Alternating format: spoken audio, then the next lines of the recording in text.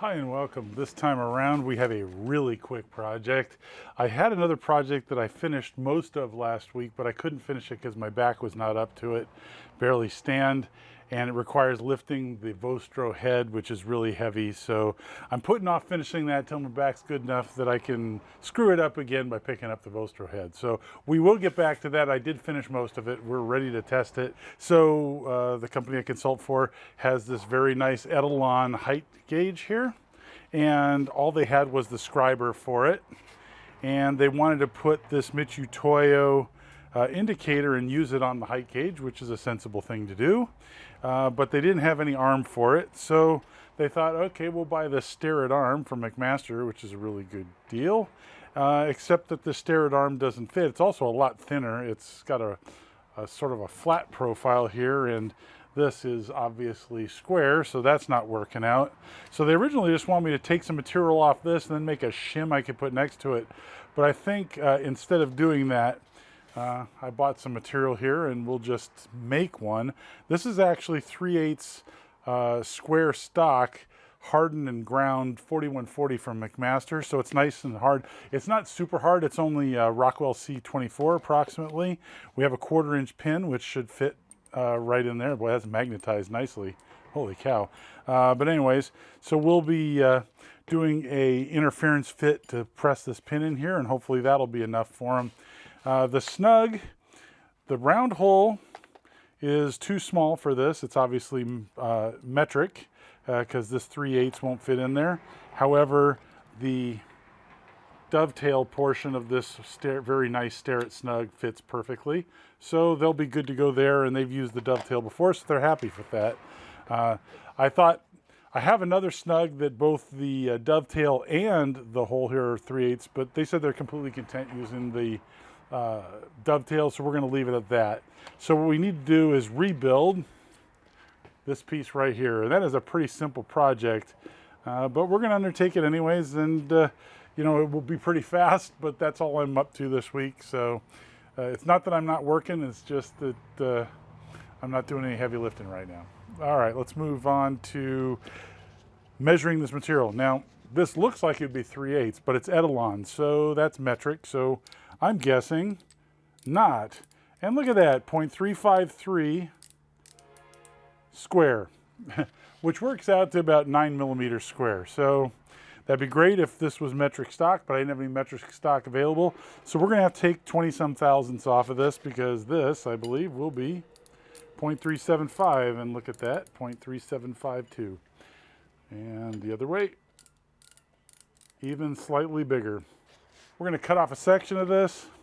We're gonna take it over the mill and remove most of the material, because 53 to 75 is about 22 thousandths. I don't really want to grind off 22 thousandths, but we'll take off like 17 thousandths and grind the last bit on the surface grinder. As I mentioned before, I always label my stock. So this is 4140 Rockwell C25, and I labeled it on multiple sides in case it gets worn off. We're gonna cut off that end. Should be quick to cut, but the material is reasonably hard, so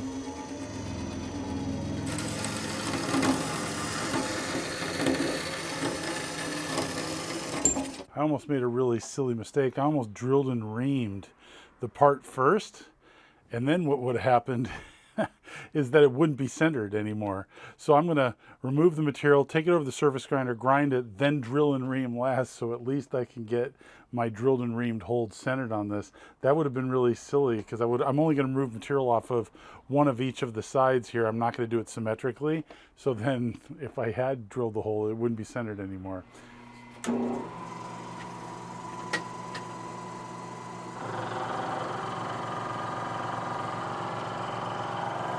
This should leave about 5 thousandths of material left,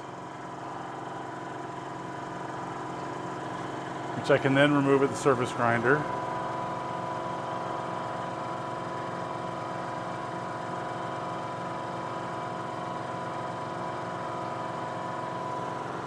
For supposedly hard material, this is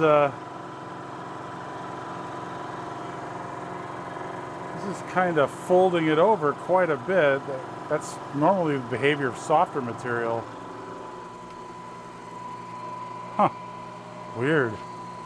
I am kind of curious what it ended up as.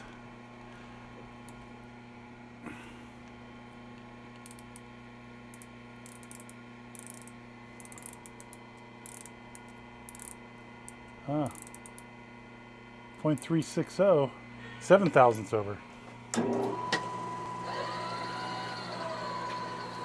Decided to take a little more off because my DRO was in agreement, which means I didn't lock the knee, which I should have.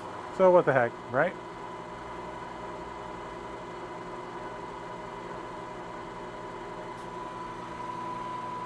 So now we're like 3.357 and a half according to the DRO, which, you know, leaves me like 4.5 thousandths to remove. Wow, my end mill got wasted on that first pass.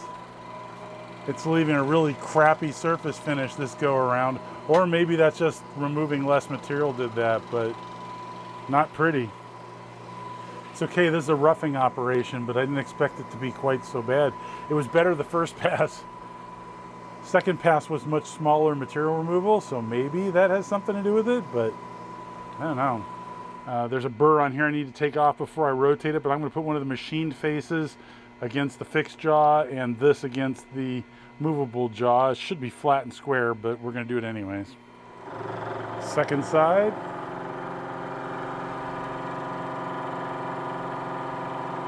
It's really interesting. So this is the surface finish when I was taking it a single pass. And I guess there was some deflection going on in the other pass because look at this. So this one with that really nasty finish, first I did like a 15 thousandths pass, then like a 2 or 3 thousandths pass. The first pass looked a lot like this, second pass looked like this. But get this removed more material than, I left everything set the exact same and this side removed more material. There's only like 2.5 thousandths to remove on this one. A couple thousandths different. That's pretty weird, right? All right, surface grain. So I'm using this as an opportunity to see how precise I can be, even though there's no need for it. I have to make it negative so that when I drop the head that it actually decreases so that I get the right number. We should be just taking off a couple thousandths. Let me go in a little bit. I'm sorry, there should be a couple tenths.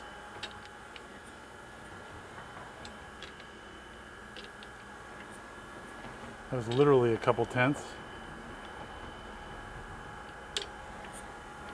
I think I need to redress this wheel because it's only cutting on the far end. So the leading edge of the wheel, which is dull or worn down a little bit, is not cutting very much. It was just barely sparking out. The more the wheel comes towards the camera here, the more it's cutting until it gets to the final end. So what that basically means is I need to dress the wheel because it should be cutting with the leading edge, and then as it wears away the material on the wheel, then it starts cutting more towards the opposite side until finally you need to redress it because it's not cutting correctly at all. Pretty neat, huh? Just for the heck of it, I tried to get as close as I could, and there's 0.3530. I think we're good. I didn't need that kind of accuracy, but I've never tried to shoot for tenths before. And it worked. Even with the wheel needing dressing, the back part of the wheel is still cutting properly. So you just got to make sure you go all the way through the back part of the wheel and then come back. But for the next side, I'm going to redress it. I'm getting the hang of this. This is the second side. Got pretty close. Now I have the enviable problem of here's the finish, the ground finish from McMaster, from whatever vendor they buy it from. And then there's the ground finish that I created on my surface grinder. You can definitely tell which is which. There's the other ground finish I did. There's that. From them.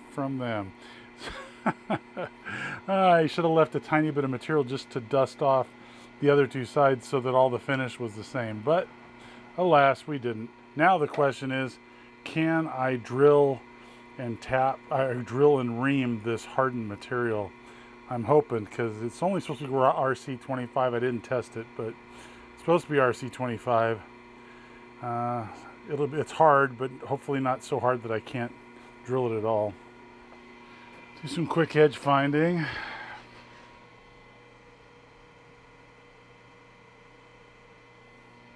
Okay.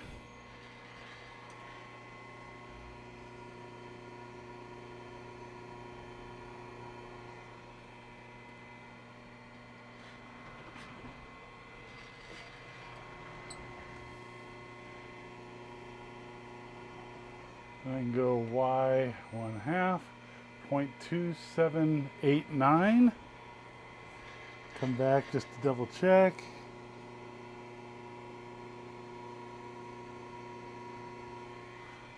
.2787, so I'm off by 0.2. I think we can live with that. The spot drill was a titanium aluminum nitride coated solid carbide bit, and I could feel the amount of pressure necessary to drill, so I'm hoping high-speed steel. I have carbide bits, but I don't think I have a carbide reamer the right size, so hope I can pull this off.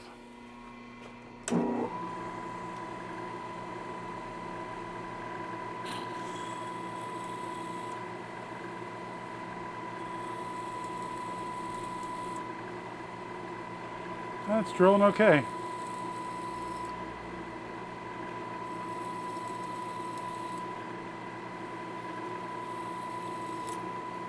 Okay. I didn't think it was going to go that easily. That was pretty good because that's just high-speed steel. One size under 1/4 inch.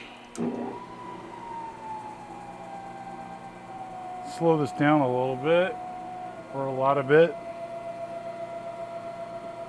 This is a brand new bit.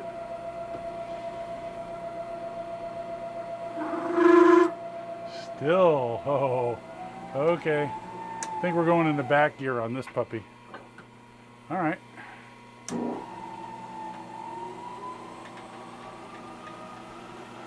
We'll try 200 RPM here. That was Chatter City.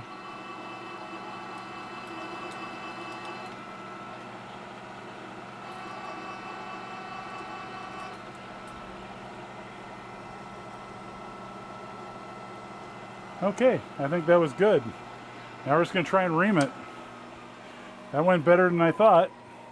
All right, let's see if we can ream this guy.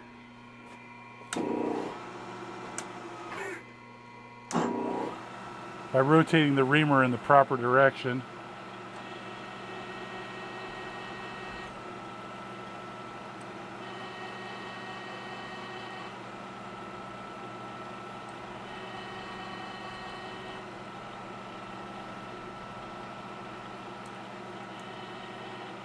Okay, well, it worked.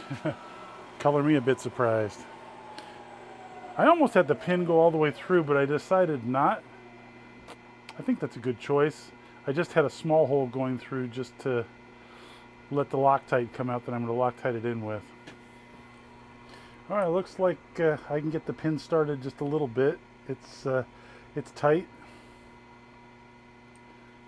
Only can get the very end that I chamfered a little bit in, and then it tightens up immediately. So let's press this guy in. I'm going to use some Loctite 648 retaining compound and use my vise to press it in. My arbor press is very hard to get a hold of, and I think the hydraulic press is overkill. I believe we have success. So this came in nice and perpendicular. The retaining compound, the little hole gave some squeeze out, and I got it just small enough that this barely has any distance between the bottom of the pin and the bottom of this part. That worked out really nicely. It kind of looks like it was reduced diameter even though it's not, but it's a good fit. And I've got the two shiniest sides facing the user because of course that's very important. Let's just pop this guy in.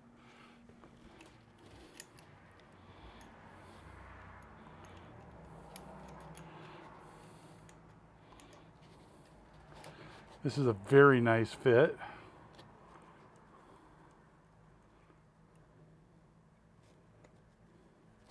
All right. Now for the cinch.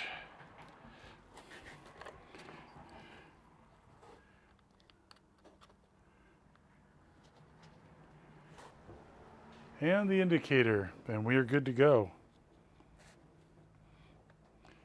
It can be rotated if you want it so it doesn't stick out as far. It can be rotated to be used like that. Flipped upside down. It's got a lot of variations. Still have the scriber. They can have their stare at one back. I'd like to know, I've seen these thin ones before, and I'd love to know what they're for. If someone could tell me, I'd be really interested. I've seen them a lot, but none of these height gauges that I've ever seen use the thin ones, so I'm not sure what they go to. So leave a message in the comments if you know. There's a Starrett. All right, well, that was a really ridiculously simple and short project, but that's what I was capable of this week and what I got done. So thanks for watching. Hope you find it useful. Hope to see you next time.